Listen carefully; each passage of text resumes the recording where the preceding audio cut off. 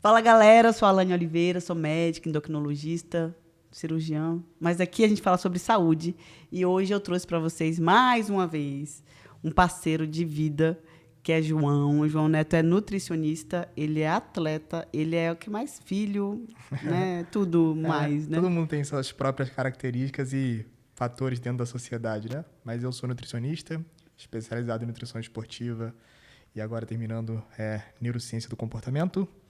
E sou triatleta também de longa duração. E sou parceiro dessa mulher aqui na clínica, né? E gosta de falar difícil, né? Por isso que eu trouxe ele, para eu traduzir o que ele fala, né?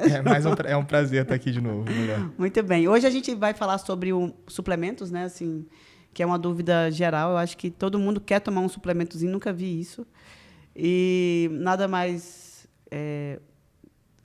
grandioso de trazer é um nutricionista que trabalha com esporte e que gosta também dessa parte aí de suplemento ou de comida de verdade, como eu.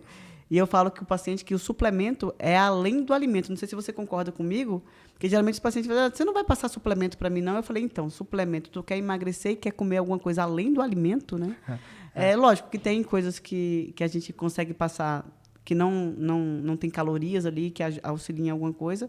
Mas você acha também que a busca pelo suplemento está muito maior do que a preocupação com o alimento? Sim, isso na verdade, ele é um grande problema, né?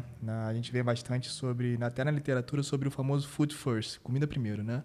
Então, primeiro a gente pensa realmente na alimentação desse indivíduo, né? A suplementação ela vem como um complemento quando a nutrição não consegue suprir o que você precisa consumir no seu dia a dia, né? Eu acho que a grande questão das pessoas é que as pessoas elas querem sempre atalhos, né? Elas sempre querem pular algumas etapas. Então, elas têm essa premissa de que algum suplemento vai facilitar o processo para ela, seja em emagrecimento, seja em ganho de massa muscular, seja em performance, sendo que muitas vezes elas deixam a base de lado, que é a alimentação, para todos esses fatores, né? Performance esportiva, ganho de massa muscular, Perda de emagrecimento, né? Até processos cognitivos, né? A gente tem alguns suplementos que prometem melhora de processo cognitivo, aí, atenção, foco. Então, e aí essas pessoas nem dormem direito, né? E querem suplementar uma coisa assim. Então, é sempre essa questão de pular etapas, né? De querer realmente alguma coisa que seja um atalho. E, infelizmente, na maioria das vezes não existe atalho, né? Você precisa realmente estar com uma base bem estruturada e depois que a base estiver bem estruturada, você entra com algum tipo de suplementação. Até porque o ganho, realmente com a suplementação, ele tende a ser uma porcentagem bem pequenininha. Se você ganhar 2, 3, 4, às vezes 5%, você ganhou muito, né? Na performance ou num processo de ganho de massa muscular. Já adianto que não existe suplemento nenhum que induza um processo de emagrecimento. Então, a gente precisa realmente trabalhar primeiro a base. É o famoso que vem na literatura, é o famoso food first. O que eu falo que o ajuste grosso você faz com comida e o suplemento talvez seja um ajuste fino. E o ajuste fino, em quem precisa de ajuste fino, um pouquinho que ela consiga já faz um resultado gigante, né? Então, eu falo que 1 minuto que você ganha no triatlo ou numa corrida de maratona já é uma coisa gigantesca. E talvez o suplemento sirva para essa situação, né? A gente tem vários suplementos aí que trabalham exatamente nesse percentualzinho de que você consegue nesse ganho um pouco mais expressivo. Principalmente quando a gente fala de alta performance, que cada segundo conta, né? A gente está tendo aí agora o Tour de France, né? E vocês veem no Tour de France em corridas de 200 quilômetros, 220 quilômetros e daí por diante. São corridas de louco correndo 200 quilômetros. Para quem não sabe, o Tour de France é o maior campeonato de ciclismo que a gente tem no mundo, né? São 24 dias e 21 etapas, tem só 3 dias de descanso e eles correm todos os dias. 180, 220 quilômetros, numa intensidade, assim, surreal. Sabe o que eu falo, gente? Que é assim, ó. Você pode correr 5 km, 7 km, às vezes 21 para a cabeça, mas o leão já deixou de correr atrás de tu há muito tempo. Você está correndo do leão, o leão já falou, filho, deixa ele correr, não quero mais não. Então não é saudável, né? Assim, para mim não é saudável. Mas, enfim, tirando essa parte de brincadeira, uma pergunta que eu vou fazer para você é se suplemento, e aí depois a gente vai discorrer sobre cada um, tá, gente? Suplemento é só para atleta ou não atleta pode tomar? Não, com certeza. Suplementação, nós temos suplementação para o esporte, nós temos suplementação clínica, né? Então, a gente suplementa de acordo com a individualidade da pessoa, individualidade genética, individualidade do ambiente dela, do contexto em que ela vem se apresentando. Então, né? pode ser para atleta e não atleta. Com certeza. Para Beleza. qualquer tipo de pessoa. Do mesmo jeito que pode ser, entre aspas, né? Não para o emagrecimento, mas para a pessoa que está com o foco no emagrecimento. Não dizendo que o suplemento emagreça, mas desde que tenha foco de emagrecimento, hipertrofia, Sim, performance, tem para cada um Tem. coisas diferentes. Sim, a gente sempre tem que analisar quando a gente suplementa, acho que fazer uma gama de questões, né, de perguntas. Em primeiro ponto, há uma boa evidência científica de que aquele suplemento realmente tem uma boa aplicabilidade, porque hoje a gente tem no mercado muitos e muitos suplementos, na verdade, boa parcela dos suplementos em que há baixos níveis de evidência científica para realmente aplicar para aquela pessoa. Depois, esse suplemento serve para o contexto que essa pessoa está inserida, né? Então, a pessoa pratica, por exemplo, um esporte em que aquela suplementação pode melhorar a performance do esporte daquela pessoa. Depois, dentro desse esporte, quais são as demandas daquele treinamento? Qual é a periodização de treinamento? Naquele momento do treinamento dela, ela deve suplementar aquilo ou ela não precisa suplementar aquilo, né? E ainda como que anda o treino dessa pessoa? Será que o treino dessa pessoa realmente já está num certo nível, num certo patamar de que a suplementação para ela realmente vai melhorar essa performance? Sim. Isso também tem para outros aspectos, como questões clínicas, né? Então, a gente tem que sempre fazer uma série de perguntas para ver se realmente há necessidade da suplementação e se a suplementação realmente vai ser efetiva para ela ou se vai ser só uma questão de placebo, né? Sim. Até porque placebo funciona bastante. Muito, né? Placebo tem repercussões fisiológicas expressivas, assim, né? Então, até que tem resultado positivo quando você usa placebo numa comparação com a medicação. Pois então, assim, placebo nós temos bons estudos mostrando que placebo não é só uma questão de imaginação. Sim. Tem repercussões fisiológicas, né? Então, eu vejo muita gente chegando, inclusive, lá na clínica e fala assim, nossa, mas eu tomei suplemento X e melhorou muito minha performance, sendo que, por exemplo, suplemento para tomar de forma crônica, ela tomou um dia, né? E simplesmente... Mas vamos continuar tomando. Vai lá, meu filho, se está melhorando, vai fundo. Mas o que eu acho que a gente pode tirar na conclusão com essa conversa aqui é que, tipo, o suplemento é a última coisa que você faz, né? Você tem uma base, né? Que você tem que ir seguindo, né? Então... Não se inscreva na academia e já compre um suplemento. Porque tem gente que chega já com suplemento, né? Não, as pessoas antes de entrarem na academia, elas já chegam lá na clínica muitas vezes pedindo alguma suplementação. E quando eu não prescrevo, ainda se sentem extremamente frustradas. Parece que eu não fiz o meu trabalho, que na verdade eu estou poupando o bolso delas, né? Eu estou ajudando elas, né? Exatamente. Eu também sou a favor. Engraçado que eu sou... Não vou dizer que sou atleta amadora, porque eu já passei dessa fase. Mas eu gosto do esporte, faço todos os dias, né? Não, musculação, crossfit e afins. Eu não suplemento com nada. Eu vou dizer que nem o whey como alimento eu uso regularmente, não, então talvez para fazer uma receita ali, mas não, minto, eu tomo um pré-treino, mas é feito manipulado, né? Então para talvez eu acordar e treinar bem de manhã. Cafeína na maioria das vezes, né? E é bom, vamos começar por ela. Vamos. O que você acha da cafeína? A cafeína, nós temos níveis de evidência científica, né? E a cafeína é nível A de evidência científica para alguns bons fatores, né? Falando no esporte, né, a cafeína ela trabalha muito no que a gente chama da questão da adenosina, né? Quando a gente gera energia... João fala difícil, tá, gente? Eu vou tentar explicar de uma forma muito fácil, vamos ver. Quando a gente gera energia, nossa moeda energética, para fazer qualquer coisa, de pensar, se mexer, enfim, a nossa moeda energética chama ATP, adenosina trifosfato. Quando a gente começa a gastar energia, a gente vai tirando essas moléculas de fosfato e sobra no final o que a gente chama de adenosina. Essa adenosina ela vai lá para um receptor no seu cérebro, se liga nesse receptor no seu cérebro, e quando ela começa a ficar em maior proporção, se acumular em maior proporção, de acordo com as tarefas que você vai realizando ao longo do dia, de treinar, raciocinar, enfim, você vai tendo aquela sensação de cansaço, fadiga, sono, consequentemente aumenta a percepção subjetiva do esforço, né? Porque quanto mais cansado você fica, maior fica a percepção subjetiva desse esforço. O que acontece com a cafeína? A cafeína vai lá e se linka no receptor da adenosina, não deixando a adenosina se linkar. E aí a pessoa não percebe que está com tanta adenosina. Assim. Exatamente. Então, por isso que a cafeína aumenta o foco, diminui a sensação de sono, diminui a percepção subjetiva do esforço no esporte. Porque a gente sabe que a percepção subjetiva do esforço no esporte tem uma relevância gigantesca, né? Porque nós temos realmente a questão da fadiga e quanto você está percebendo aquela fadiga, né? Nós temos até alguns estudos que falam que diminui a sensação de dor muscular durante o exercício físico. Então, principalmente para esses exercícios de mais longa duração, como por exemplo é o triatlon, né? A cafeína tem uma evidência científica sensacional. E nós temos outras aplicabilidades de cafeína. Nós temos estudos com melhora de recuperação muscular através da melhora de reposição de glicogênio, por exemplo, com o uso de cafeína, inclusive no pós-treino. Olha só que interessante, né? Então, nós temos algumas aplicabilidades com o uso da cafeína que podem ser interessantes aí no quesito do esporte. O que não acontece é a galera falando que cafeína é termogênico e emagrece. Não, isso aí, infelizmente... Cara, mas o café, não a cafeína, mas o café tem evidência na melhora da esteatose hepática. Sensacional, né? Mas eu gosto, eu particularmente, tá, gente? Aí é uma coisa muito individual, porque tem os mal metabolizadores de cafeína, que são aquelas pessoas que o café, a substância, a cafeína, fica circulando ali por muito tempo e não é eliminada, e a pessoa não consegue dormir se ela tomou um café, tipo, meio-dia, né? Assim. Tem a última revisão sistemática com meta-análise, que é tipo o topo da cadeia da literatura científica sobre cafeína e sono, mostrou que o último horário que você deve consumir cafeína em uma xícara de café, por exemplo, é cerca de 8,8 horas antes de você dormir. E o último horário que você deve consumir cafeína, se for, por exemplo, um pré-treino com cerca de 200 miligramas de cafeína, é cerca de 13 horas antes de você dormir, né? Porque esse acúmulo de adenosina, ele é um aspecto muito importante para fazer uma sinalização no seu cérebro para que você tenha uma arquitetura do sono correta. Sim.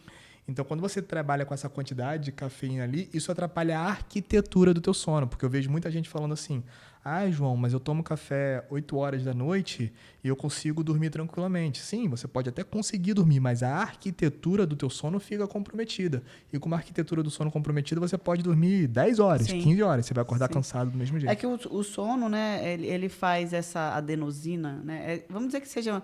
Pense como se fosse uma roupa suja que você está botando no seu tanquinho, né? Ou na sua máquina de lavar.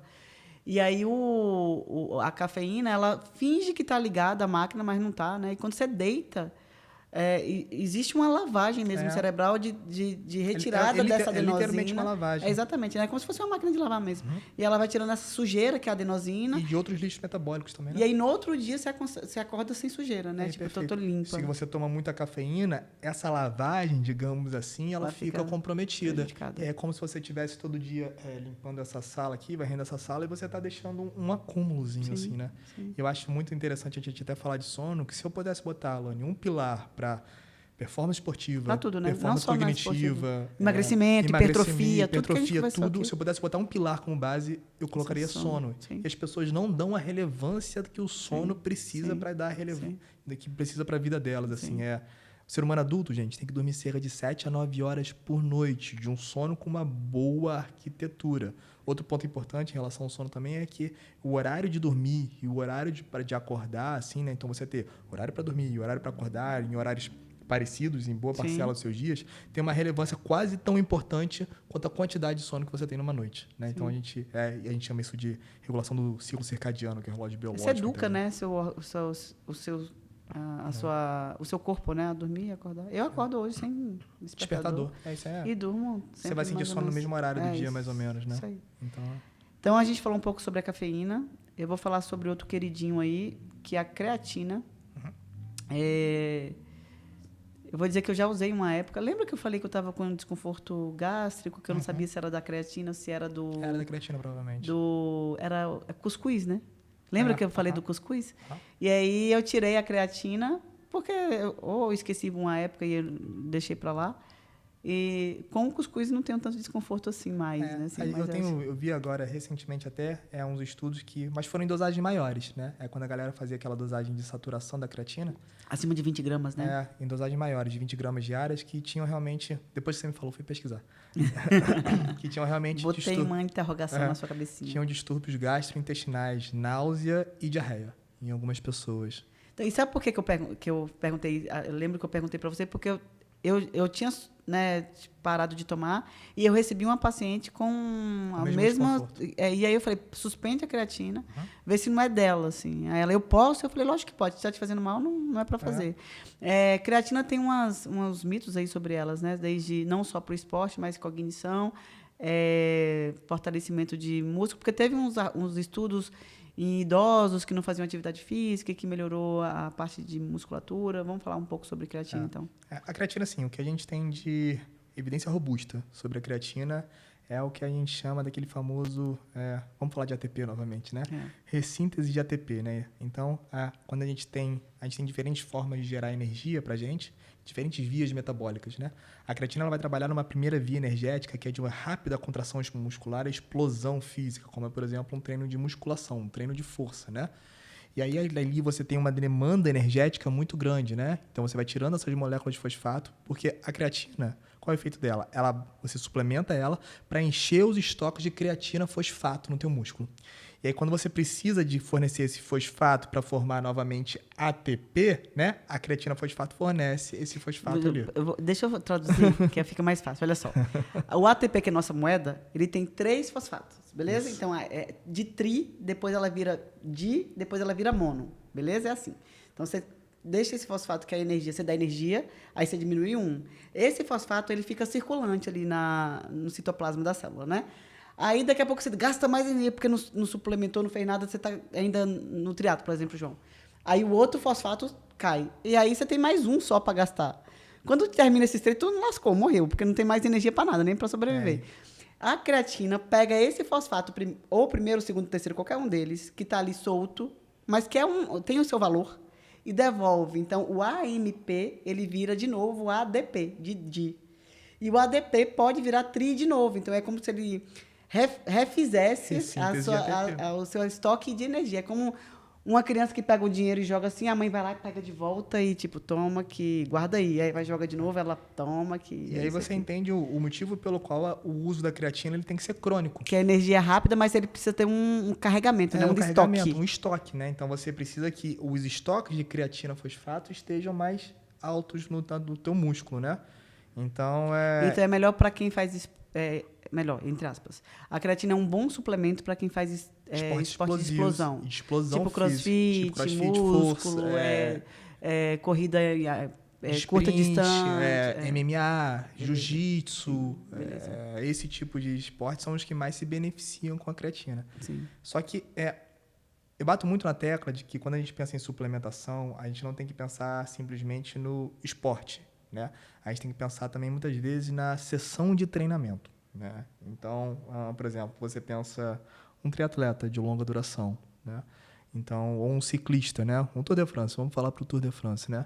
Então, você fala assim, o cara vai pedalar 200 quilômetros, o cara não faz uma explosão física, mas muitas vezes ele faz. Por quê? Porque se ele tem uma fuga, por exemplo, no pelotão. Então, o cara está no pelotão ali, numa intensidade ali de 70% da frequência cardíaca dele máxima. De repente, um cara foge do pelotão e explode. Ele tem que explodir atrás dele. Essa explosão, a creatina tem aplicabilidade, né? Sim. No sprint final, a creatina tem aplicabilidade. Sim. Então, o ciclismo com exercício de endurance não é um exercício, em tese, explosivo, mas, em alguns momentos, ele tem essa demanda explosiva, sim, né? Algumas sessões de treinamento têm essa demanda explosiva, né? Então, às vezes, a creatina, nesses períodos, eles podem ajudar esse tipo de atleta, né, a performar melhor. Nós também temos outras evidências, que não são evidências tão robustas como essa de ressíntese de ATP com a creatina, como reposição de glicogênio. Glicogênio é a forma como a gente armazena glicose no nosso músculo, ou seja, energia, né? Ou no nosso fígado, mas principalmente glicogênio muscular. Sim. Temos algumas evidências ali também de um papel de tamponamento, né? E a gente pode falar daqui a pouco dos tamponantes com o uso da creatina. Felipe, lembra das notas de R$2 e de R$200 do nosso curso? Então, os R$2 que é o glicogênio, que não tem como acumular no músculo, senão ocupa muito espaço, né? A gente só tem 2 acúmulos. Bacana. E em relação à memória, João? A gente tinha um grande estudo aí que falava sobre memória, processos cognitivos e creatina. E é até curioso que eu acho que ele é pesquisador, ele tem até alguns cursos sobre leitura de artigos científicos, né? Ele dedica, ensina para pessoas leigas a ler artigos ele interpretar de forma... Porque hoje em dia a gente tem artigo para muita coisa, Sim. né? Só que realmente... É desenhado para, né? Eu posso dizer que essa água aqui é milagrosa, que cura, e aí você vai fazer um artigo voltado, um desenho de um artigo para isso. Então aqui. você tem que saber interpretar o artigo para saber se realmente aquele artigo tem uma boa aplicabilidade. Porque eu vejo hoje muita gente falando asneira na internet com respaldo de um artigo por trás, sendo que o artigo é uma metodologia ruim, ele é heterogêneo, né? Quando você pega realmente e analisa os resultados, o percentual de mudança, né, é muito pequeno, então não tem relevância clínica. O que eu acho engraçado é que nutrição, e a suplementação está dentro da nutrição, eu acho que é terra de ninguém. É uma área que é onde todo mundo pode falar tudo o que quiser. Exatamente. Eu saio botando o dedo doideira, dentro. Né? E aí, você pega muitos artigos hoje, assim, muito ruins. Sim. Então, ele ensina exatamente a você interpretar esses artigos e olhar, cara, esse artigo serve, esse artigo não. Esse é bom, esse não é bom. Esse não é bom. E aí, ele olhou essa revisão que todo mundo cita para falar de creatina para processos cognitivos e viu que dentro dessa revisão, que é um tipo de estudo que pega vários outros artigos sobre aquele assunto, eles repetiam várias vezes o mesmo artigo para dar diferenças... Volume, né? Para dar volume, né? Para te fazer a diferença estatística. Então, a diferença estatística da galera que suplementou a creatina para que não suplementou para ter essa melhora desse processo cognitivo era derivado desse mesmo artigo repetido várias vezes. Para dar volume, né? Tipo, era como se fosse uma pessoa tivesse sido contado 10 vezes no mesmo artigo, né? Exatamente. De antemão, eu já aviso, tá, gente? A creatina, minha irmã, que faz crossfit, toma. Meu pai toma, meu sogro toma. Eu não estou condenando a creatina, nem muito menos João. Existem suas indicações para quem treina e para quem não treina também. E até para quem treina, por exemplo, né? Porque como a gente falou, né?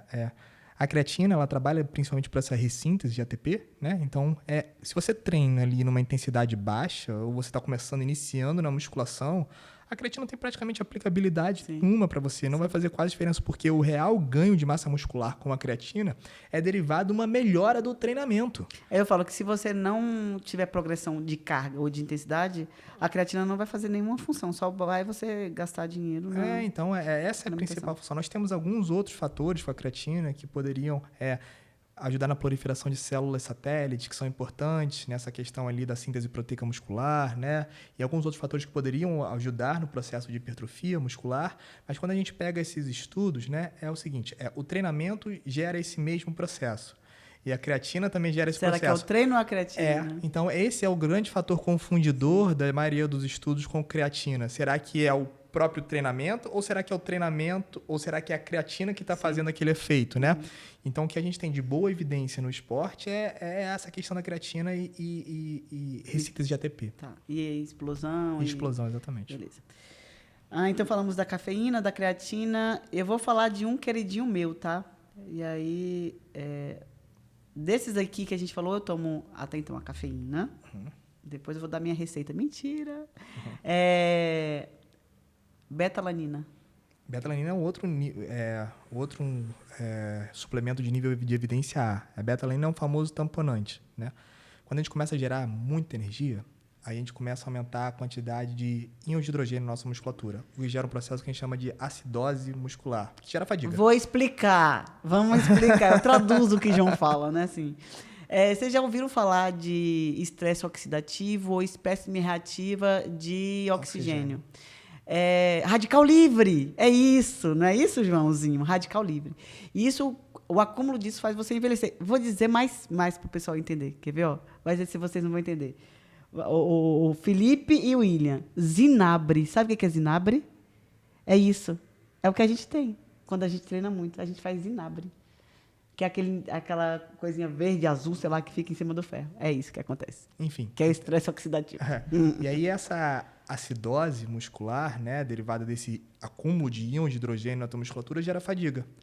Então, nesses exercícios de curta duração e alta intensidade, em que há um gasto energético muito expressivo, muito rápido, a gente não consegue retirar esses íons de hidrogênio da musculatura de forma efetiva. E aí, o que a beta-alanina faz? A beta-alanina é um aminoácido limitante, ou seja, é o aminoácido que falta na formação de um outro aminoácido que a gente chama de carnosina muscular, que faz esse papel de tamponamento.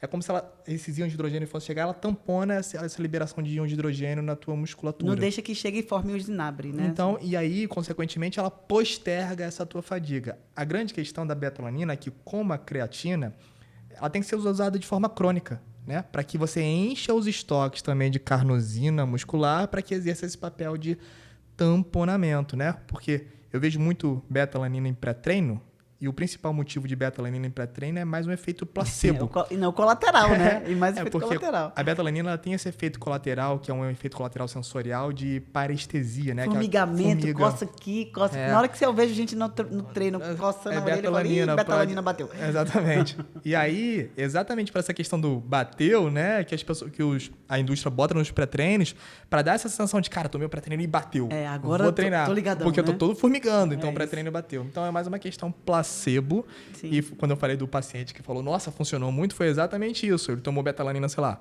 Normalmente o tempo para você tomar beta-alanina demora em torno de 4, 6 semanas para fazer o efeito, né? Sim. E ele tomou tipo uma semana e mandou mensagem. Falou, cara, essa beta-alanina é muito boa, tô treinando muito bem. Eu falei, Então, mas eu vou te dizer uma coisa que aconteceu comigo, tá, João? Eu fiquei um tempo sem pré-treino porque acabou e eu esqueci de manipular. Eu não gosto de pré-treinos prontos. Porque eu acho que objetivos de pessoas diferentes têm que ter quantidade de suplemento diferentes, né? Então, geralmente, nos nossos pacientes, a gente passa específico. Lógico, a maioria tem quase as mesmas substâncias, mas em quantidades diferentes. E eu fiquei sem, esqueci de mandar fazer e fiquei sem por mais de um mês. Eu vou dizer que as minhas dores pós-treino, que eu não tenho quase, eu tive bastante. Uhum. E aí, assim, eu não tinha percebido até falar, gente, eu tô com lesão, sei lá, com um pouco de dor mais do que normal, não tô fazendo mais nada. Muito pelo contrário, nem tô treinando tão forte assim, tô sem personal e tal. E aí eu falei, pré-treino, cara. Assim, sabe assim? E aí eu mandei fazer, na primeira semana, eu treinei um pouco melhor, talvez por causa da cafeína, beta-alanina, tudo que tinha ali dentro. Mas hoje eu não tenho mais dores musculares, né? A cafeína ela tem esse efeito na questão da dor. Às vezes, do pré-treino, quando você fala, a cafeína ela tem esse efeito significativo nessa questão de dor. Percepção de dor. Uhum. Então, essa é a minha querida, tá, gente? A beta-alanina. Ela dá esse formigamento, essa parestesia e parece que bate, dá o efeito de... E a beta-alanina realmente é sensacional. Então, às vezes, a gente fala de...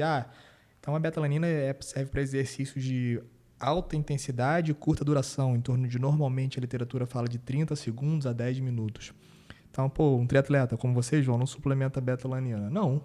Na verdade, eu penso muitas vezes na sessão específica do treinamento, como eu falei, né? Em várias sessões de treinamento, eu tenho treinos intervalados e que entram nesse quesito de... Vocês têm os tiros, né? Assim... de 30 segundos a 10 minutos, né? E em alta intensidade, né? Com a frequência cardíaca lá em cima. Então, talvez, isso também não é algo que a gente pega na literatura e bata na tecla, né? Mas que talvez a melhora do rendimento nesse treino gere respostas adaptativas no meu corpo, ou seja, faça com que o meu corpo evolua de forma mais eficiente, que no final das contas possa fazer com que eu performe melhor numa prova de longa duração. Sim. É porque quando você quando você pega um atleta e bota em planilhas, é porque pode ter gente ali que está assistindo que não entende muito essa montagem, essa dinâmica, né? Até chegar na prova. É porque eles fazem quando você planilha e você faz, a prova é daqui a um mês. Então, na primeira semana a gente faz isso, na segunda isso, na terceira isso. A gente chama isso de ciclo. Você tem um ciclo de treinamento. Isso. E dentro do ciclo de treinamento você tem etapas, né? E às vezes um dia é só fazer, vamos lá, eles vão correr 21 km. É só para fazer 9 km em forma de tiros. Então você vai fazer 1 km correndo, 1 km descansando, 1 km, né, assim. Ou então 100 metros correndo, no máximo que você consegue. 15, 20 segundos descansando. É isso. Então você tem vários tipos de treino. E aí né? acaba ajudando na beta-alanina. Exatamente. Então você tem sessões, eu sempre falo isso, cada sessão de treinamento, ela busca evoluir uma variável fisiológica diferente. E talvez todos os suplementos vão caber num paciente de curta ou de longa. Porque se a gente pega, na verdade, suplementos para exercícios de longa duração, Sim. o que tem em evidência científica, cara, é muito pequeno. Sim. Então, a gente pensa muito mais na sessão do treinamento, no momento da periodização desse indivíduo, para ver se cabe ou não suplementar alguma coisa. Você falou de estresse oxidativo, por exemplo, né? Sim, o estresse oxidativo pode piorar o processo de recuperação muscular, pode aumentar a dor muscular tardia, pode aumentar o risco de lesão, gera envelhecimento, como você falou. Só que o estresse Você oxidativo... tá rindo aí porque eu falei que atletas são feios. Ela falou que eu tô ficando velho, foi isso que ela falou. Ela acabou de falar pra mim que eu tô ficando Cheio de velho. vinagre, gente. Falou que eu tô ficando velho e que quer botar botox no meu testa. E aí...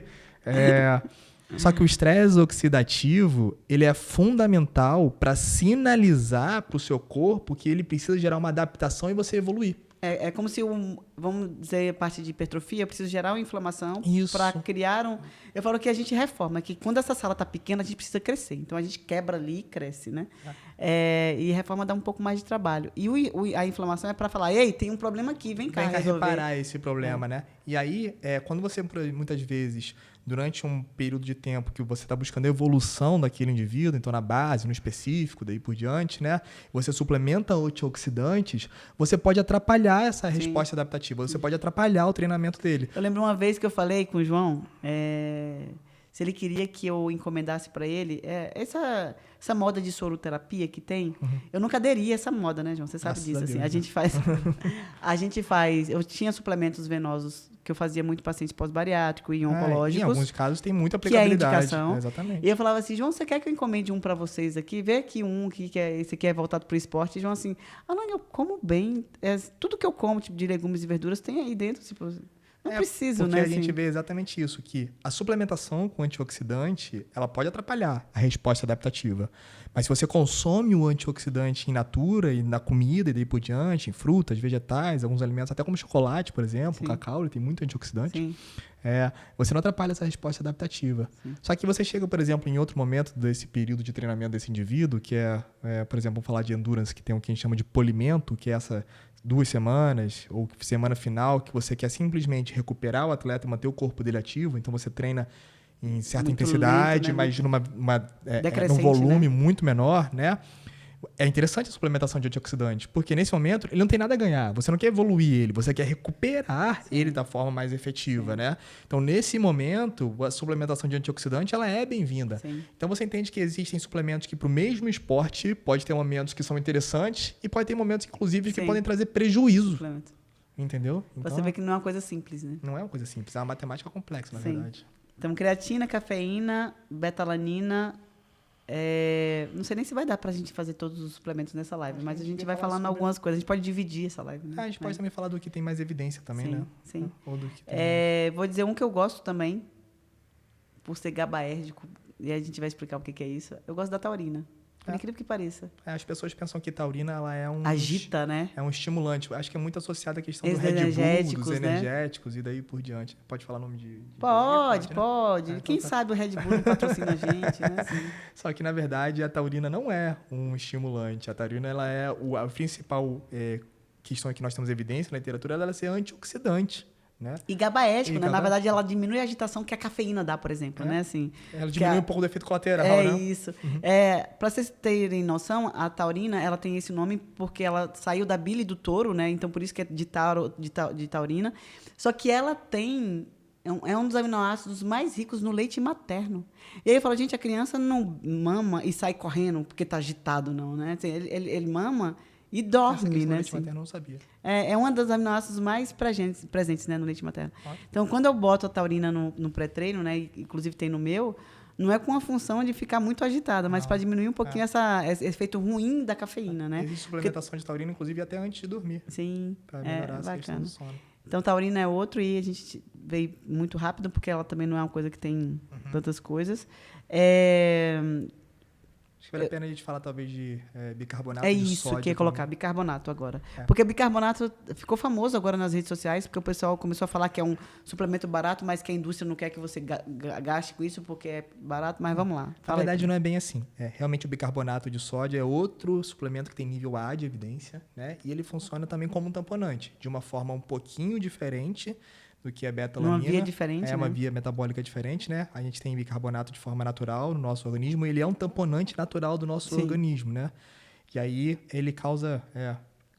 A gente tem essa questão do meio mais concentrado para o meio menos concentrado, né? Que é interessante, que eu acho que no cabininho a gente fica explicando muito aqui, mas basicamente o que o bicarbonato faz, ele causa um efluxo, né? Então ele retira esses íons de hidrogênio da tua musculatura, de uma forma muito rápida, explicando o que o bicarbonato faz. É o meio, sabe, o ácido de pH ácido e básico? Então, ele é ele meio que equilibra o pH Isso, e o perfeito. atleta tem uma tendência de acidificar bem Então, a fadiga meio. é derivada dessa acidose muscular, né? E o bicarbonato dá uma diminuída Perfeito. nesse...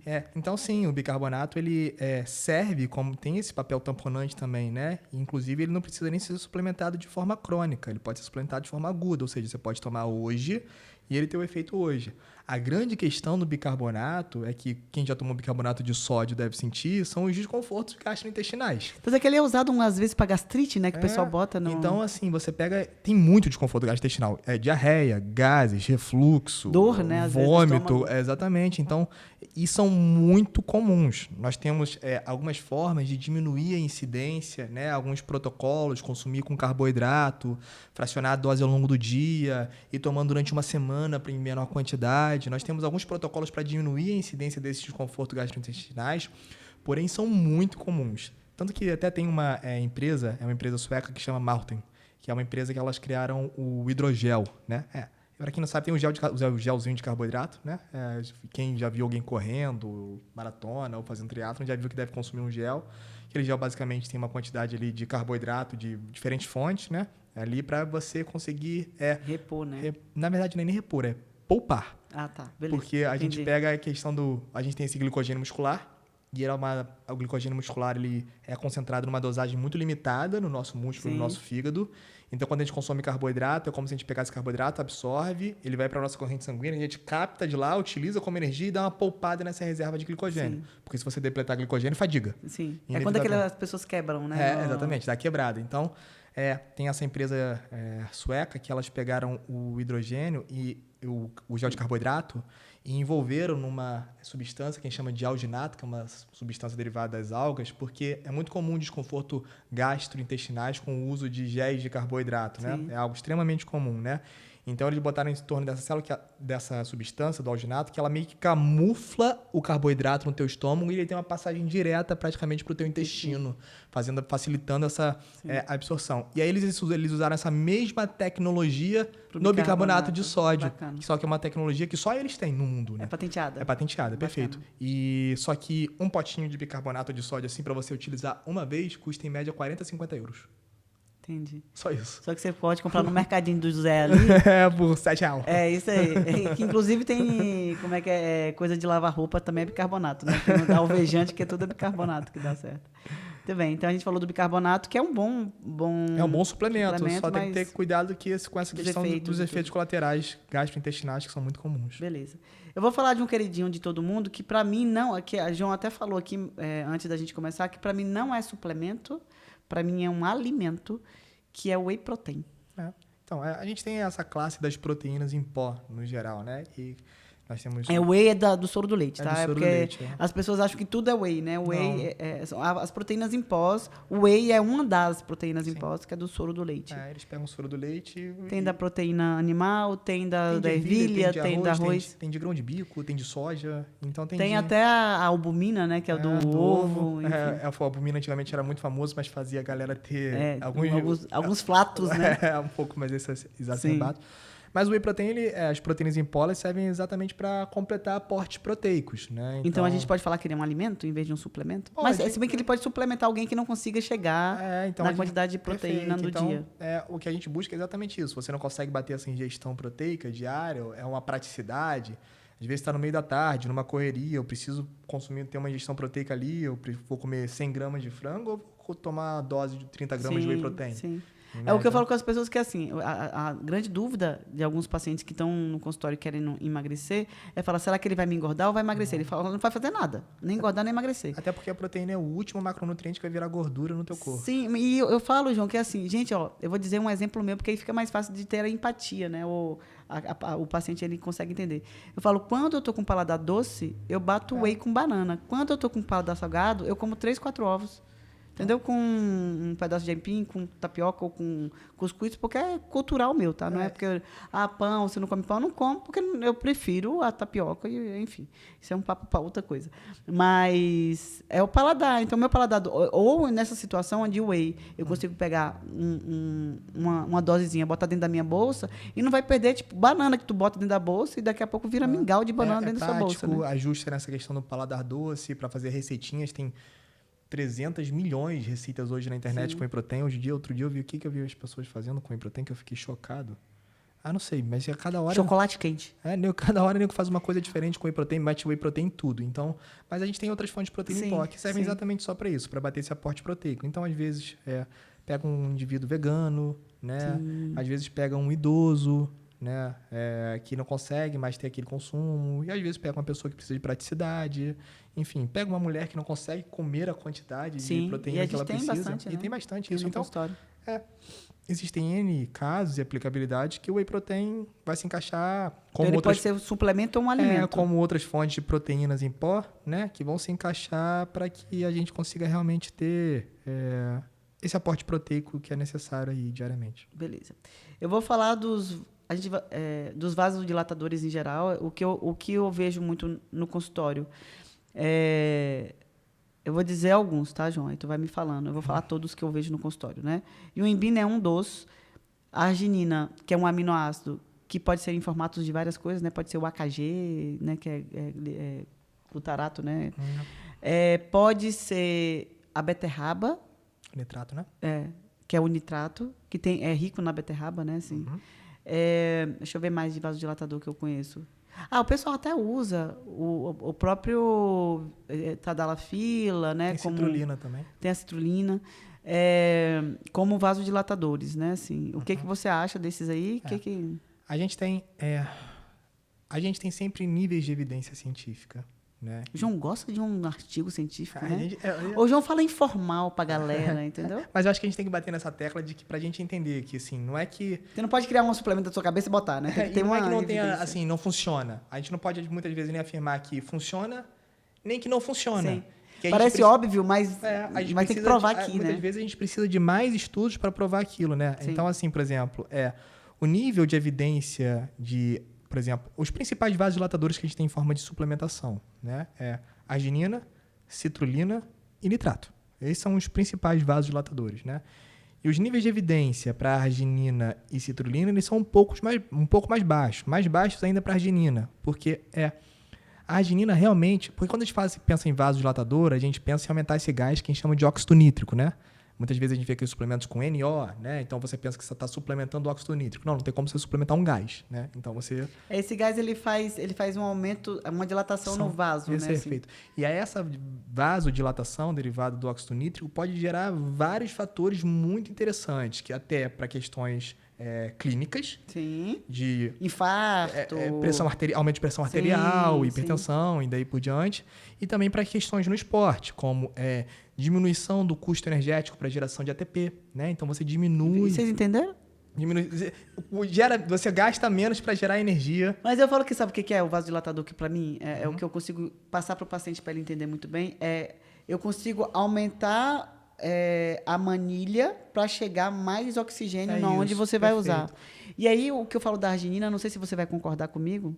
A arginina é um aminoácido que ele é como se eu fosse criar novas estradas na Amazônia para construir uma cidade em tal lugar. Então, meio que ele cria o caminho para chegar o caminhão com material para construir a casa. Então, a arginina eu acho legal para quem está começando um treino. Mas a grande questão da arginina, eu concordo que a arginina ela tem alguns bons estudos. A grande questão da arginina só é que a arginina ela também é muito absorvida no interócito do intestino. Cerca de 40% a 50% de toda a arginina que você consome, ela vai ser absorvida pelo teu intestino. Então, para essa arginina realmente chegar no teu músculo, para ter uma aplicabilidade em que tem uma relevância clínica significativa, a gente faz até sentido a gente pensar que a gente então vou suplementar 10, 15 gramas de arginina, que é 40%, 50%. Mas isso... Vale a pena você gastar dinheiro. Gasta muito dinheiro. Então, o que a gente sempre tem que pensar quando a gente pensa em suplementação é o desfecho clínico. Sim. Porque isso vai te trazer a gente tem muitas pessoas que acabam sendo mecanicistas, né? Sim. Então, existe uma via metabólica. Se existe uma via metabólica, funciona. E não, muitas vezes não. Existe uma via metabólica, mas não necessariamente você suplementar dentro dessa via metabólica vai ter um desfecho clínico interessante, relevante, que é a maioria das vezes o que acontece. Que acontece com a arginina, que acontece com a citrulina também. Vou te dizer que acontece que entra no suplemento. Sabe o que acontece isso? Glutamina. Pois é, exatamente. O intestino ele pega uma parte grande da glutamina. Boa parte, na verdade, né? Então, 80%, 90%. porque a glutamina ela serve de substrato energético para os enterócitos, nosso intestino, para o nosso sistema imune também. Então, as pessoas pensavam que se você suplementasse glutamina, melhoraria o teu sistema imune. Ele falou que na aveia é ótimo, né? Ele direto na aveia, a glutamina é uma belezinha. Agora, para você tomar, não adianta. Os bichinhos e o intestino pega para ele, bota, eba, glutamina para mim. Mas às vezes ajuda em algumas situações, né? Tipo imunidade e tal, assim, entre aspas, né? Quando a barreira do intestino tá ruim, talvez a glutamina ajuda... A melhora da permeabilidade intestinal. Isso aí. Talvez sim. A glutamina, ela realmente é mais um desses que a gente tem que carece de boas evidências. Sim. Nós temos indício e carece de boas evidências.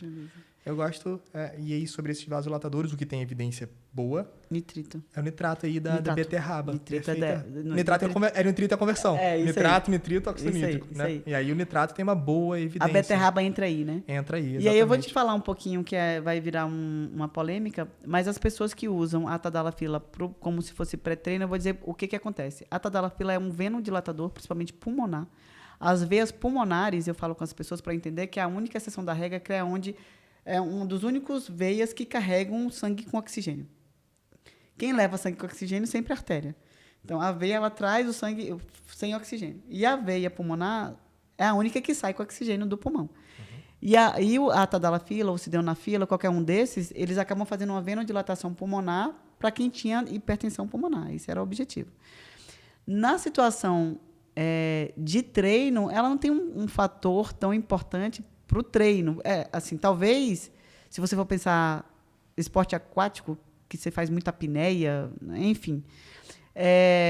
O início da tadalafila no esporte foi para quando pessoas que usavam anabolizante, que tinham uma desproporção entre DHT e estrogênio, que isso é um papo para outro podcast, então eu só vou citar aqui, que tinham ereção não mantida de pênis e aí tomavam a tadalafila com desculpa de que era para fazer uma vasodilatação pro treino, para ficar veiudo. E, na verdade, não tem nada a ver ali. Na verdade, eles usavam porque eles tinham uma disfunção realmente erétil e aí precisava de ter ali a tadala para... Então, no esporte, ele melhora. Eu vou dizer que tem pessoas que falam que sim, pessoas que falam que não. Eu prefiro me abster dessa opinião aí, né? Mas é isso. Carece de boas evidências. É isso, eu gostei dessa de João. Para a gente fechar aqui, João, os suplementos, eu vou entrar só com um aqui. Tem um ômega 3, que tem várias evidências, talvez a gente fale isso. Dá tempo, Felipe? Dá? Dá, William? Então vamos falar do ômega 3, que é um queridinho do João também, né? O ômega 3 ali, assim, evidência boa, diminuição de triglicerídeo. Sim. Nós temos algumas evidências também muito interessantes para mulheres grávidas, Sim. tanto para o bebê tanto quanto a mulher, prevenindo risco de mortalidade, pré-eclâmpsia e daí por diante. Tem um possível efeito anti-inflamatório, o ômega 3 também. E, assim, em processos cognitivos, boas evidências e nem tanto, então a gente ainda também precisa de melhores evidências. Saúde cardiovascular. Doses altas até tem um pouco de evidência. Até tem um pouco de evidência, então, mas sim, o que a gente tem de boas evidências são mais essa questão, talvez, anti-inflamatória, essa questão aí nas grávidas. Né? Na permeabilidade intestinal também. Na permeabilidade intestinal, com toda certeza, essa questão no intestino. A permeabilidade, a gente falou no primeiro podcast, não falou do permeabilidade intestinal? Acho que falou assim. Que se você não escutou e não sabe o que é isso, volta lá e escuta. É. O que eu falo do ômega 3 é assim, talvez você concorde comigo. O ômega é uma gordura saturada, né, os ômegas, onde tem cadeias duplas de carbono. Ficou muito científico, né? Ficou, né, Felipe? Mas vamos lá. O 3 significa onde o carbono tem a ligação dupla, beleza? Então, a gente tem ômega 3, ômega 6, ômega 9, enfim. Só que ômega 6 e ômega 9 a gente consegue na nossa dieta tranquilamente. E o ômega 6, ele tem um papel também inflamatório. E aí, o que acontece? Nos alimentos industrializados, ele tem uma quantidade maior de ômega 6 do que ômega 3. E aí, o que a gente faz? Nesse mundo onde a gente come muita coisa industrializada, o ômega 6 fica aqui e o ômega 3 fica aqui. Então, quando a gente suplementa, talvez seja contenção de danos. É para você aumentar o ômega 3 a ponto do ômega 6 não ser tão alto assim, né? Então, ele é anti-inflamatório mais do que o ômega 6. Sim.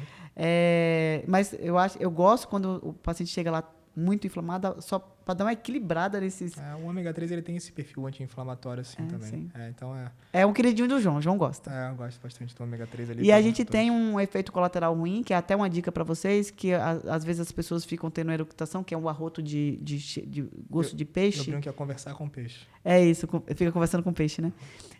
Uma forma boa de diminuir esse efeito colateral é você comendo com refeições, então na hora do almoço, ou congela a cápsula e toma ela congelada.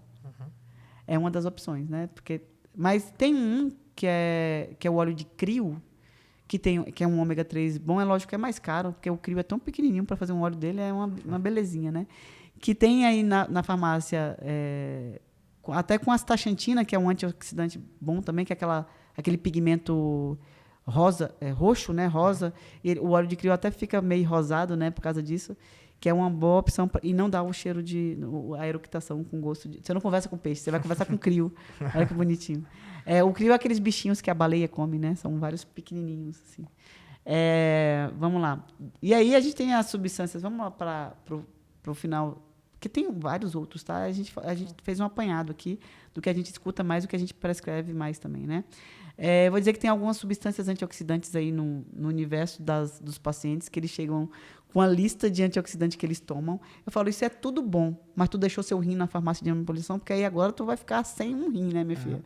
Eu acho que, na verdade, a gente também tem muito essa questão também de, eu acho que aí não é só culpa, em tese, na falta de uma palavra melhor. Da indústria farmacêutica? E também, às vezes, de muitos prescritores, né, Alane? Sim. Assim, eu vejo aí, hoje em dia, a galera sai com lista de suplementos gigantescas, assim, que a aplicabilidade, muitas vezes, é literalmente nula. A galera só gastou uma fortuna na farmácia de manipulação e aquilo não vai ajudar para ela em quase nada, cara. Eu falo que é engraçado que quando eu falo com o paciente chega lá que pagou caro na farmácia, eu falo bem assim, tu tá doente para gastar tanto dinheiro na farmácia, né? Assim, não é possível. E aí eu gosto de antioxidante, tá, gente? Não é uma coisa que eu sou contra antioxidante. Eu acho que você pode ciclar os antioxidantes. Não precisa fazer todos que estão na farmácia ali. Eu vou dar um exemplo de alguns. Você pode consumir antioxidante na tua dieta. Sim. Come, gente. Food first. Né? Eu vou dizer que os alimentos que têm um pigmento mais arroxeado são ricos em astaxantina. Vamos dar um exemplo, tá? O açaí é um. Todas as frutas vermelhas são ricas em antioxidantes. Me ajuda aí, João. Uva roxa, chocolate, tudo que a uva roxa, que o pessoal fala do antioxidante que tem no vinho. Resveratrol. Que era o resveratrol. Eu falo, gente, mas o vinho não é antioxidante. Tem resveratrol, mas... Pode mas... tomar um suco de uva, né? Tira o álcool, né? Pode tomar um suco de uva, pode Ou então a uva né? mesmo, né? Ou então a gente vai fazer ele manipulado puro, é legal, né? Que a gente estava até conversando agora dessa questão do álcool, e acho que até um papo para outro dia de podcast, como que o álcool, antigamente as pessoas falavam, toma um vinho que faz bem à saúde. Não existe dose segura de álcool. Não, mas sabe o que eu acho, João? O álcool, quando a pessoa fala do álcool, eu falo assim, então, você mora na Europa ou na região ali do Mediterrâneo, porque é bom, o nível de evidência é bom, talvez, né? Não digo mas é bom nas pessoas que tomam um vinho culturalmente, mas que não tem estresse, que para de trabalhar às 4 da tarde, vai caminhar em volta do mar e come peixe fresco e azeite lá no Mediterrâneo. Você faz dieta no Mediterrâneo? Não. Tu fica estressado até 10 da noite trabalhando no Brasil para ganhar pouco e tá tomando vinho para dormir. Entendeu? E ainda piora o sono, né? Isso aí. Mas, enfim, de antioxidante que eu anotei aqui foram, que é mais conhecido de tudo, né? Tem a astaxantina, que eu falei que é esse pigmento, que dá esse pigmento mais roxo. Tem uma coenzima Q10, tem o PQQ, que é piquenogenol. Tem um NAC, que é N-acetilcisteína. O NAC, que vocês acham que é antioxidante, é o que a gente toma de xarope para expectorar. Né? E o NAC, a gente tem um dos principais antioxidantes do nosso corpo é a glutationa. Sim. E o que falta para a gente formar a glutationa normalmente é NAC. Isso. Então, um dos principais antioxidantes que a gente vai ter é o NAC. O NAC tem boas evidências em alguns aspectos aí clínicos, assim, que eu gosto bastante. Que é a N-acetilcisteína, tá, gente? Por isso que é só... Então, e o PQQ, que é o piquenogenol? Também é um bom antioxidante. Também tem um bom antioxidante. Coenzima Q10 também você gosta? Mais ou menos. Em alguns casos, talvez sim, em outros nem tanto. É sempre aquela questão do contexto que a gente tem que analisar, né? Se você for procurar realmente... Evidência científica. Evidências sobre coenzima Q10, você acha, né? Muito, mas... João gosta. Às vezes não são estudos tão bons, são estudos com metodologia ruim, heterogêneos, então... Eu vou dizer que eu gosto da coenzima Q10, a gente estava até conversando sobre isso antes, eu gosto da coenzima Q10 em pacientes que tomam estatina e que tem colesterol alterado, né? E aí, o que eu falo, tá? E aí já é como prescritora. Eu ciclo os antioxidantes. Então, uma época você vai tomar a coenzima Q10, quando você tiver mais, né, com estresse oxidativo, você aumenta um pouco mais. Porque a gente não pode afirmar nem que sim, nem que não, né? Então, a gente é exatamente isso. Pode afirmar que nem que sim, nem que não. Então, a gente pode, muitas vezes, assim, testar e realmente ver a repercussão clínica daquilo, né? Então, eu vou tentar melhorar essa questão do perfil lipídico do colesterol desse indivíduo com coenzima Q10. Vamos ver o que dá, né? Assim, vamos ver se dá certo ou se não dá, né? Porque também tem muito essa questão que eu vejo, se não tem evidência, então não serve para nada. Então, às vezes não é assim, né?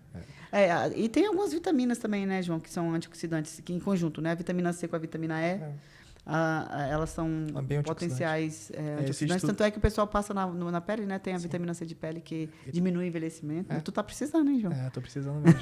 Essa história de ser triatleta tá me envelhecendo rápido. Tá muito zinabrado. Eu acho que interessante a gente... antes de terminar, né, eu vou fazer um bate-bola com o João aqui, vamos ver se ele vai... João, vamos falar assim, a primeira coisa que vem na tua cabeça, dos suplementos que a gente conversou aqui. Tá. Vai lá. Creatina. Força. Cafeína. Fadiga. Glutamina. Não serve pra nada. Intestino, né? Ômega 3. Saúde. Betalanina. Fadiga também. Vasodilatador, em geral, né? Performance. Taurina. Relaxante. Bicarbonato. Dor de barriga. Antioxidante. Envelhecimento. Muito bem. Whey. Gostosinho.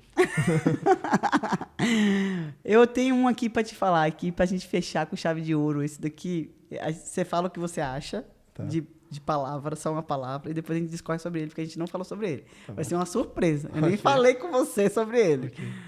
Colágeno. Não serve pra nada. Mentira. Vamos lá. Depende do tipo de colágeno. Colágeno do tipo 2, eu acho interessante para as articulações, para a saúde articular. Agora, colágeno para pele, assim, a nível de você consumir o colágeno de forma oral, baixíssima evidência científica, realmente, estudos muito fracos.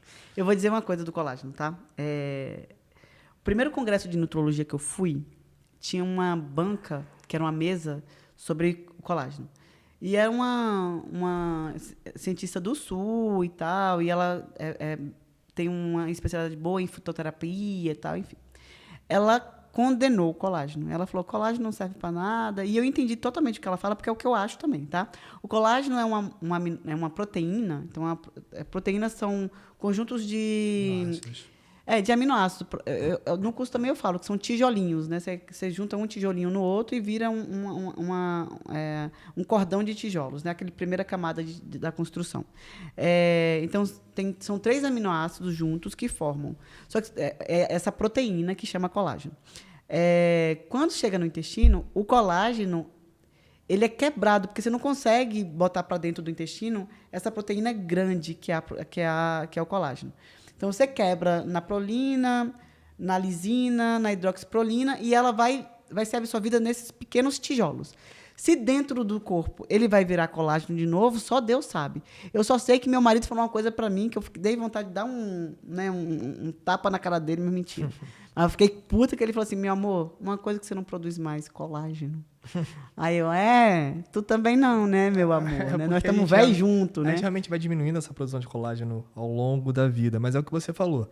Suplementar colágeno não significa que você vai aumentar essa quantidade de colágeno dentro de você. Então, assim, é muito mais interessante você ter uma ingestão proteica boa para realmente conseguir produzir essas proteínas ali, né? Então, mas eu vou te dizer outra coisa. Na segunda vez que eu fui nesse congresso, essa mesma mulher rebateu isso. Rebateu e falou, não, gente, ano passado eu falei que era ruim, mas esse ano ele é bom. É igual ovo, né? A gente tem essa grande questão de que ciência, alguma coisa vale isso, até né? outra coisa Sim. rebater aquilo de uma forma efetiva, né? Então, é por isso que a gente tem que ter muita dificuldade quando a gente bate o martelo, né? Então, quando a gente fala de ciência, a gente fala de hoje. Eu falei lisina, né? Glicina. Quando a gente fala de ciência, a gente fala de hoje. Hoje, Sim. o que a gente tem, assim. Então, De evidência. assim, evidência de colágeno e melhora talvez de pele. Eu vejo hoje em dia nego suplementando colágeno até como se fosse um substituto do whey protein. Não é. Sim. Não é, porque o colágeno ele não vai ter todos os aminoácidos essenciais, que são aqueles sim. aminoácidos que a gente não sintetiza, não fabrica no nosso corpo, que a gente precisa consumir através da dieta. E na verdade, do colágeno tem Principalmente falta no colágeno muito leucina. Sim. Que é o principal aminoácido Pra que estimula... formar glicina. Exatamente. O leucina é o principal aminoácido que vai estimular as vias de síntese proteica, que Sim. são as vias necessárias para estimular, inclusive, um processo de hipertrofia, repara e remodulamento do tecido muscular, enfim. Então, eu também não prescrevo colágeno. Quem costuma prescrever, geralmente, é a indústria cosmética, né? E de dermatologia. E aí, honestamente, foge a minha alçada se o colágeno aplicado aqui e daí por diante. De antemão, João, talvez seja igual os suplementos que a gente falou. Para dar efeito, talvez, seja de longa uso. E eu falo que o colágeno ele é caro, né? Assim, o industrializado ele é caro, assim. Tem uns patenteados aí, enfim. Uhum. E aí você vai gastar dinheiro bastante na farmácia. Custo-benefício. Por longo tempo. Você vai usar 10 anos de colágeno para saber que ele postei até ontem fez ou não efeito. Eu postei até ontem no Instagram que a gente tem que ter muito cuidado com que a gente...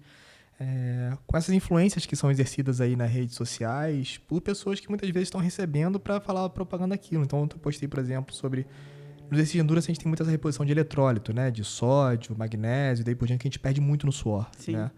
E aí eu vi um produto que está muito em moda agora, que é um produto que, cara, está custando, sem brincadeira, custa 14 sachês, custa R$96, né? E você tem a mesma quantidade de eletrólito que uma cápsula de sal, que 30 cápsulas custa 18. Então, é uma relação, assim, de custo e benefício, suplementação, assim, né? Vou até falar mal aqui, por exemplo, de super café. Cara, super café, basicamente, o que tem uma boa aplicabilidade ali é a cafeína, né? Tem vitaminas do complexo B, beleza? Come vitamina do complexo B, então porque, às vezes, assim, eu falo que tem perfil para todo tipo de pessoa, né? Então, tem aquela pessoa que quer a praticidade e quer botar ali um café caro. Só que uma caixa custa R$190. Então, mas eu vou dizer que, às vezes, da pessoa botar no Instagram que ele está tomando um café de 100 e poucos reais, para ele ali é uma... E talvez faça mais efeito para ele, porque placebo, custou né? mais caro, né? É placebo, né? Então, assim, não é que a pessoa não possa escolher consumir o café. Eu gosto do sabor. Ótimo, beleza. Eu gosto do sabor, eu acho gostosinho. Eu gosto ali, e para mim, esse dinheiro não tem relevância. Sim, mas se você quisesse ter um efeito ergogênico, com a suplementação de melhora de performance, você pode gastar muito menos. Então, é sempre essa relação de custo e benefício. E tem o conflito de interesse dos influencers, né? Então, você tem que entender do que o influencer está falando e se realmente ele não está sendo patrocinado por aquilo. E qual a índole, né? Porque tem uns que vendem só o que realmente compram e tem outros que vendem porque a profissão é ganhar dinheiro nisso, né? Tem gente que posta realmente o que usa, né? E tem gente que só marketing. Como eu não estou sendo patrocinado por ninguém, vocês podem botar aí alguma coisa para eu patrocinar, que eu vou ver se eu vou ou não. Mentira. Mas tudo que eu falo, gente, é porque eu compro, né? Na verdade, João também, tá? O estilo de vida de João e o meu, eu acho que a gente vende muito nossa imagem porque a gente... Coerência ética, né? Eu chamo isso, né? A gente faz o que a gente vende. É isso. Muito bem.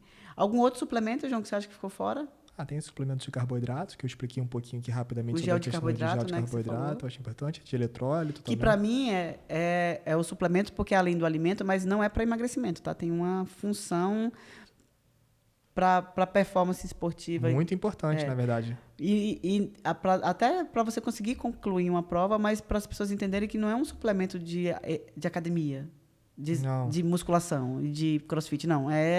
De esporte de endurance, e que provavelmente esse pessoal do endurance, ele é muito, muito bem assistido, né? Vocês são muito bem assistidos. Vocês têm um cara que faz a planilha de corrida, ou uma mulher, né? Um profissional. Aí um profissional que alinha, um profissional que... Eu acho que, assim, essa questão... Faz a dieta, que é João. Eu brinco que qualquer esporte ele tem uma relação íntima com a nutrição, né? Mas o exercício de endurance, ele tem uma relação, talvez, me atrevo a dizer, né? Que ele tem uma relação um pouco mais íntima com a nutrição, porque ele tem muito essa necessidade da ingestão de nutrientes durante o exercício, que muitas outras modalidades não têm. Então, dificilmente você consegue performar bem sem que você esteja com a nutrição adequada durante a prova para performar bem. Assim, muito difícil. Sim. Então, essa relação ela acaba sendo muito íntima. Então, acaba que realmente atletas, tanto amadores como profissionais de endurance, buscam esse atendimento nutricional para que, cara... Porque senão ele não completa, não dá, né? não quebra. Então, você precisa realmente fazer esse aporte de nutrientes, esse aporte hídrico também, né? Para que você consiga realmente completar a prova na sua melhor performance. Você pode até completar a prova, mas como você vai completar, o tempo que você vai completar... Se alguém vai te carregar, se ninguém... Exatamente. De qualquer forma, não existe, não existe nenhum suplemento ou nenhum treino que seja melhor do que uma alimentação bem feita, né? Com comida de verdade, com um sono bem feito. Então, tem toda uma base para o suplemento e o alimento fazer parte ali. Principalmente o suplemento, que eu acho que o suplemento ele fica... A gente tem isso também, né, Felipe? Eu acho que no nosso e-book e no curso... Tem uma pirâmide, né? É uma pirâmide, onde o suplemento ele é a ponta, ele não é a base. Só que acontece que as pessoas, elas fazem o contrário, né? A base fica em cima, que é o alimento, mas a base vira a ponta, que é o suplemento, né? Assim. É a famosa querer pular etapa. É isso aí. Agora, outro suplemento, João, que eu vou falar aqui, você vai dizer. que veio aqui na minha cabeça. Tem que ser também numa resposta só rápida. Resposta rápida, uma só. Oxandrolona. É que virou suplemento hoje em dia, né? Virou, né? Todo mundo toma, Não, pior né? que eu recebi outro dia um paciente na clínica e eu perguntei pra ele. Eu fiz a exata pergunta. Porque às vezes a gente pergunta, né? Você já usou algum tipo de esteroide? Já ciclou na sua vida? Aí ele... Não. Aí durante a consulta ele falou assim, não, porque eu tô aplicando só uma ampola de testosterona por semana. Aí eu falei, mas você não acabou de falar que você nunca ciclou ele? Não, mas é porque isso pra mim não é ciclo. Eu só tô fazendo uma reposição. De uma por semana. De uma por semana. Cara, mas uma vez eu tava sentada assim na mesa pós-aula de CrossFit de sábado, que é um aulão, né? Que é onde vai todas as turmas.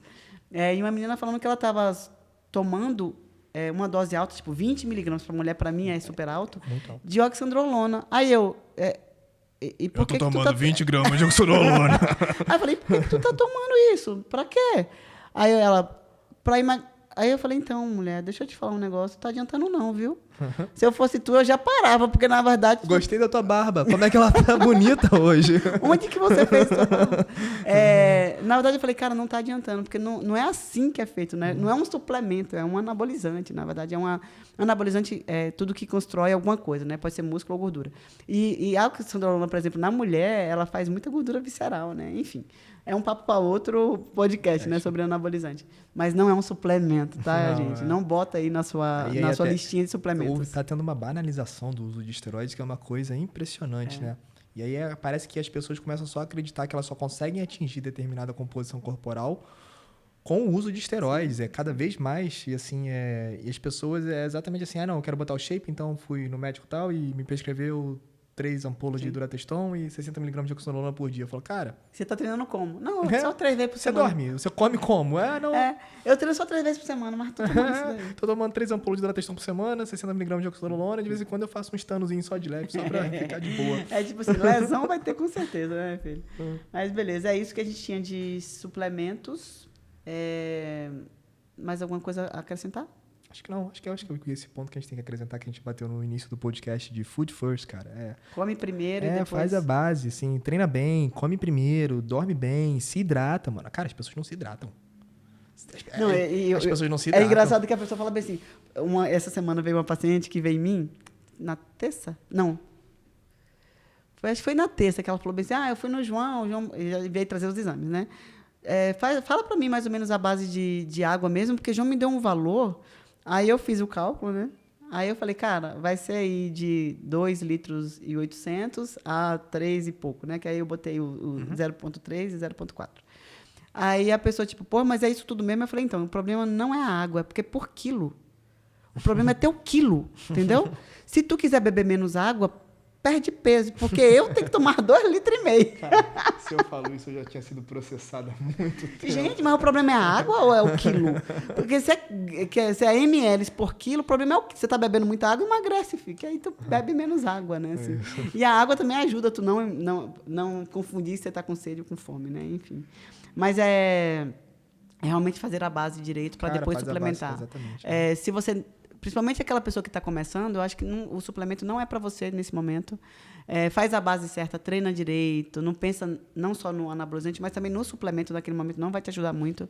Ajuste fino. Ajuste fino é quando você está tudo ajustado, você precisa só de um pouquinho para lá, um pouquinho para cá. Eu falo que é aparar as arestas, né? Aparar as arestas. Eu falo que é tipo assim, antigamente, é porque hoje não tem mais tanto, né? No canal aberto, hoje o pessoal quase não vê nada, mas no canal aberto a gente pegava a antena, né, Felipe? Tu é da minha época. Que tu pegava... tu ainda tá falando que eu que preciso botar botox, né, minha filha? Meu filho, o meu tá vencido, mas a minha cutis é de gente jovem. Que você botava para selecionar os canais de vez, aí ele selecionava, aí dia, tipo, 10 canais de 100. Só que ficava um meio chapiscando, aí tu botava um ponto para lá, aí rádio também era assim, tu também pegou rádio. Bom brilho na antena para dar. Mas o rádio também era assim, né? Você botava 0,1 para lá, 0, e aí esse é o ajuste fino. É como quando já fez o grosso e tu vai lá e faz só um ajuste. E aí talvez o suplemento entre nesses ajustes finos, né? Assim, eu acho bacana. Ajuste o necessário, depois a gente suplementa para aparar essas arestas aí. Muito bem. Muito obrigada, João, pela presença. A gente vai ter um novo formato. Pode falar? O William falou que sim, então quem manda é ele. A gente vai ter um novo formato de podcast aí, a gente vai trazer mais profissionais, a gente vai fazer discussões de coisas, mais de uma opinião e opção, que é de profissões diferentes, né? Nutricionista, psicólogo e outro médico, ginecologista, enfim. A gente vai trazer pessoas diferentes ali para falar não só sobre saúde, mas sobre outras coisas também. E o que não só encanta, mas o que motiva as pessoas, né, para escutar a gente também. Isso. A primeira coisa, tá, que eu vou falar. Primeira coisa, inscreve no canal. Dá um like e compartilha. Felipe já ia pegar no teu Não é isso que tem que falar. Senão o Felipe me mata. Segunda coisa, eu preciso que vocês tragam para mim opções de tema para a gente falar aqui e ser mais interessante do que já é. Entendeu? E aí a gente vai em busca de profissionais para enriquecer nosso conteúdo. Então, não deixa de escrever ou aqui ou no direct, tanto meu quanto do João, sobre assuntos que vocês queiram escutar para a gente trazer aqui no podcast e vocês entenderem um pouquinho mais de uma forma simples, porque João fala difícil e eu traduzo, entendeu? Que aí vocês entendem de uma forma que... Ela faz bullying comigo na clínica. Não é? João fala uma coisa difícil. Sabe quantas vezes ele falou síntese proteica? Mas síntese proteica não é uma coisa tão difícil assim. Não, é só formação. Você sabe o que é síntese proteica, Felipe? Não. Síntese proteica é só formação de músculo, que é isso que ele quer dizer, entendeu? Como você forma um músculo. Mas é isso. Muito obrigada, João, pela conversa descontraída. Pela a gente troca vai ter de outras. sempre, não só de hoje. É sempre um prazer conversar com você. Muito bem. Segue João também, para quem não segue. Quem segue João pode me seguir também. O meu Instagram é @jneto3. Me segue lá que... Lá tem muita informação fácil, passada de forma fácil. Mentira, mas você vai entender. João vai fazer aí agora também um e-book sobre suplementos. Sobre suplementação e principalmente suplementação nos exercícios de endurance, né? Vai sair um e-book e com muita informação boa, assim, já estou quase terminando e vai ser uma coisa assim que vale bastante a pena para atleta de endurance. Muito bem, ele vive isso, então ele sabe na prática e na pele. E ele tem muitos atletas, né, João? Você tem muitos atletas do endurance que é paciente dele. Muito bem, obrigado pela audiência e por assistir a gente até agora. Mas não esquece de dar like, ativar o sininho, né, Felipe? Tem um negócio desse? Dar like, compartilhar e o sininho ali para te dizer quando tiver um episódio novo. Lógico, os temas aqui embaixo para a gente discutir, deixar uma coisa mais interessante para vocês, porque, afinal de contas, isso é feito para nossa audiência. É isso. Muito obrigada, João. Obrigada, Felipe e William. É isso, até a próxima. Valeu.